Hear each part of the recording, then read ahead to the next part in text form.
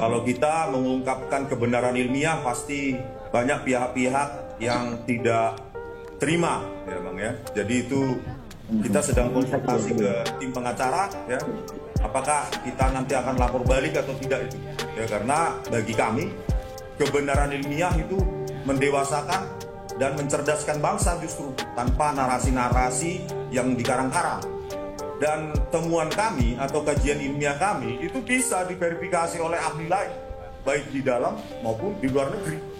Jadi laporan tersebut juga harusnya dengan dasar ilmiah, dengan mengutip ahli-ahli mereka.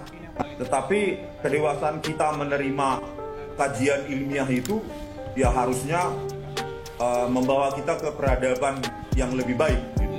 Jadi temuan atau kajian itu harusnya dilawan atau diverifikasi atau di counter oleh kajian ilmiah juga gitu. Seperti yang saya temuan saya seperti berikut juga dengan Dr. Roy Suryo bahwa pada tahun 1985 itu tidak ada teknologi apapun ya, baik word processor maupun hardware ya, software maupun hardware yang bisa memproduksi lembar pengesahan skripsi seperti yang ada pada skripsi Joko Widodo maupun temannya yang bernama Saminuddin Barorito yang yang ditunjukkan pada kami pada pertemuan di UGM pada tanggal 15 April 2025 yang lalu. Dan satu temuan lain ya, apa itu? Bahwa pada skripsi atas nama Saminuddin Barorito yang ditunjukkan kepada kami oleh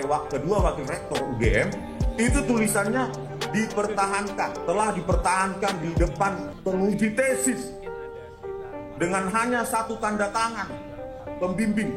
Itulah yang semakin meyakinkan kami bahwa ini adalah penipuan ini itu sudah sangat terstruktur dan masif. Ya sah-sah saja kalau Bang Rizwan mengatakan seperti itu, tapi kan kita juga punya dalil bahwa apa yang dituduhkan itu kan tidak berdasar dalam pengertian itu kan secara hukum harus dibuktikan dulu di pengadilan apakah barang ini palsu atau tidak.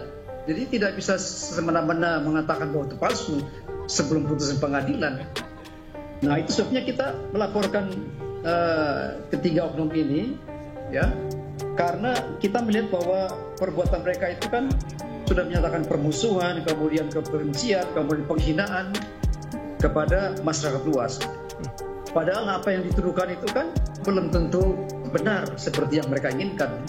Nah ini yang kita sayangkan Bang. Kalau semua orang boleh berbicara, menuduh orang, menyatakan palsu tanpa pembuktian di depan pengadilan, saya kira itu menyesatkan semua. Itu pernyataan yang liar menurut saya. Ya kita sama-sama bukti bahwa kita ada masukin sekitar ada 15 sampai 20 bukti video, kemudian dokumen-dokumen, pernyataan-pernyataan yang disampaikan oleh oknum yang tidak bertanggung jawab ini, yang tidak bisa dibuktikan secara hukum atau belum bisa dibuktikan secara hukum, tetapi sudah berani menyatakan di depan umum. Itu kan merangsang orang untuk bermusuhan, menimbulkan kebencian, penghinaan, bahkan menghasut orang-orang untuk menyerbu orang kepada rumah orang yang tidak bersalah atau bisa belum dibuktikan secara hukum bahwa dia bersalah. Jadi saya kira ini perbuatan-perbuatan yang seharusnya tidak boleh terjadi di bangsa kita. Oknum tertentu seperti ini harus ditutup mulutnya sehingga mereka tidak boleh bicara hal-hal yang di luar hukum dalam pengertian harus dibuktikan secara hukum dulu dong Bang. Seharusnya kan tadi itu ya bahwa palsu atau tidaknya ijazah maupun skripsi itu harus diuji dulu gitu loh. Makanya Bareskrim harusnya lebih dahulu memproses laporan dari tim TPUA yang sudah dimasukkan sejak Desember 2024. Baru di situ kita buktikan ya, kita lakukan peperangan ilmiah, kita uji forensik, kita uji usia kertas, kita uji usia tinta, kita uji teknologi font, dan kita uji administrasi akademik ya, baru laporan-laporan ini menyusul di proses. Jadi utamakan dulu uji kebenaran material tersebut. Kalau dari perspektif saya sebagai seorang peneliti, ya memang tidak mungkin teknologi font yang sangat cantik yang ada di lembar pengesahan Pak Joko Widodo itu bisa diproduksi tahun 1985. Dan kalau memang tuduhan saya ini tidak berdasar, silahkan cari lembar pengesahan yang seperti itu tahun 1985. Karena apa? Karena teknologi saat itu hanya memungkinkan ya font yang sangat kasar, dan Times New Roman itu hanya ada versi digitalnya di versi Windows 3.1 tahun 1992. Dan itu kita lihat ya di lembar pengesahan skripsi Joko Widodo itu sudah cantik rata tengah, itu sudah menggunakan word processor sangat canggih. Lebar antar kata itu sudah sangat bervariasi untuk menyesuaikan rata tengah yang sempurna gitu loh. Kalau ingin melaporkan ya tunggu saja nanti. Artinya apa laporan dari tim TPUA itu harus diproses dulu gitu loh, biar kita uji secara ilmiah gitu. Di mana saya menghasut? Ini kan keilmian saya pegang. Ya silahkan bantah dengan ahli dari yang menuntut ini begitu loh. Iya, saya kira saya sependapat dengan Bang Ridwan bahwa itu semua itu harus diuji. Tapi dalam pengujian ini jangan terburu-buru kita menyatakan bahwa barang palsu, kita menghasut masyarakat, menyuruh mereka menyerbu orang yang tidak bersalah dan mengatakan bahwa ini barang palsu. Saya kira itu tindakan yang tidak benar, tidak tepat. Sebagai seorang ilmuwan harusnya bersabar, menantikan, kita sama-sama menantikan proses hukum yang berjalan. Jangan sampai kita cepat buru-buru dan hanya memfitnah orang, bahwa orang ini menggunakan barang-barang yang palsu atau memalsukan atau ijazah yang palsu dan sebagainya. Saya kira ini tindakan yang tidak benar. Jadi sebagai respon saya kira hentikan dulu kegiatan Anda kalau Anda belum bisa buktikan secara hukum. Ini yang kita sayangkan, Bang. Kenapa mesti menghasut orang, kemudian menyatakan hal-hal yang tidak benar, tidak tepat dalam pengertian belum bisa dibuktikan secara hukum. Kenapa ini harus disebarluaskan? Ini perbuatan yang menurut saya perbuatan yang tidak etis sebagai seorang ilmuwan. Seharusnya bisa menjaga diri dong. Buktinya di penetapan keputusan pengadilan bahwa barang itu palsu. Itu kan belum ada kan sampai saat ini. Jadi harus bersabar, Bang Rizwan. Sabar sampai barang ini dibuktikan secara hukum. Nah, kita sama-sama ikuti, sama-sama kawal barang ini, Bang. Ini inisiatif dari Private Satu, Bang. Kenapa? Karena kita melihat bahwa semua perbuatan, aksi-aksi yang dilakukan oleh orang-orang yang tidak bertanggung jawab ini sudah di luar koridor hukum. Itu sudah kebablasan, ya. Sehingga kita tidak bisa melihat, tidak bisa berdiam diri untuk melihat kondisi seperti ini. Apalagi kita sebagai penegak hukum, kita harus menegakkan hukum dengan keadilan yang benar. Artinya kita diproses hukum semuanya. Kita harus bersabar sampai proses itu berjalan. Jangan sampai kita seenak-enaknya aja. Emangnya hukum kita sendiri, emangnya kita jadi hakim. Jadi kita mesti semuanya, Bang. Harus bersabar, jangan terburu-buru dong. Baik. Itu sama dengan memfitnah orang itu namanya. Itu sudah tidak benar tuh, Bang. Tidak tepat. Iya, karena catatan evolusi teknologi ya, hardware dan software itu ya, itu sangat confirm itu gitu loh. Kita bukan terburu-buru, memang ada catatan teknologi.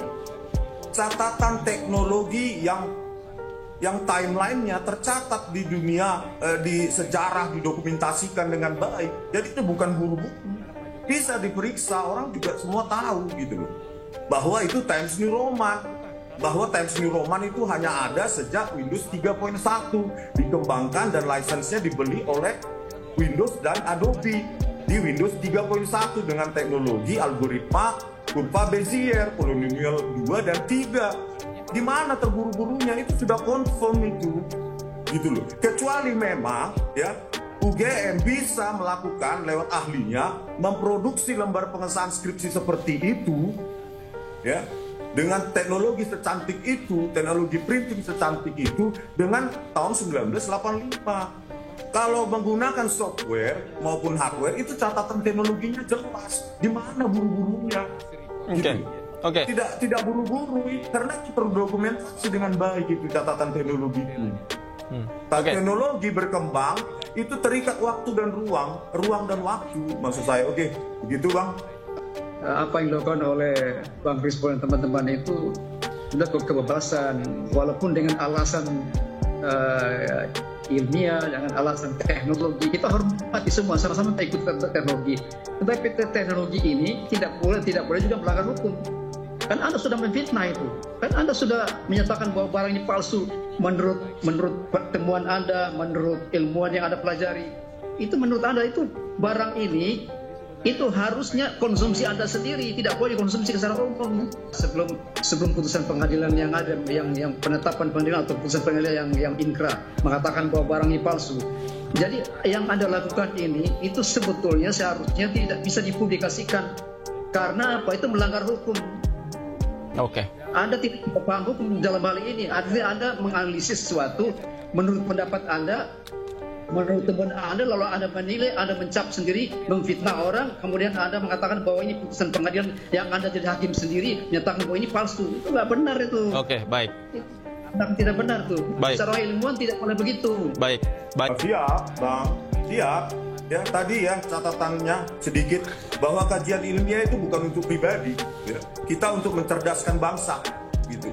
Ya, kajian itu tidak buta, ya, tidak ditujukan pada orang-orang tertentu, gitu, bukan ditujukan pada Jokowi siapapun, ya, baik, yang kita analisa melakukan pemalsuan, baik, ya. Bukan hanya untuk Jokowi, bukan hanya untuk Jokowi. Jadi, baik, makanya saya bilang sebelum Bang Boy Kanu menyimpulkan bahwa saya melakukan penghasutan, kenapa Anda tidak meng-hire ahli, ya? Baru menyimpulkan, baru dibandingkan dengan hasil kajian saya. Begitu, Bang. Baik. Baik. Itu nanti kita publikkan di pengadilan. Oke, baik. Baik. Publikkan pengadilan bukan di sini tepatnya. Oke. Bang.